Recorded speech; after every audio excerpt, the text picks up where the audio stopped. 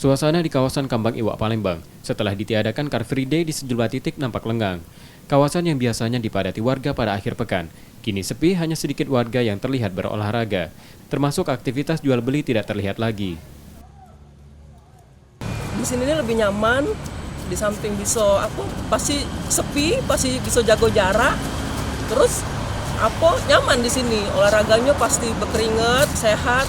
Memang khawatir, cuman kalau tidak olahraga kan tambah khawatir, tambah tidak sehat. Daripada di rumah mending ke KI, karena jogging juga olahraga untuk membantu kesehatan kita dan membuat tubuh menjadi kebal. Yang penting di KI ini nggak kumpul-kumpul.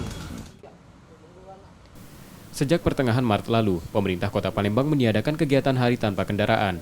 Hal ini dilakukan untuk memutus rantai penyebaran COVID-19. Nur Muhammad, Kompas TV, Palembang.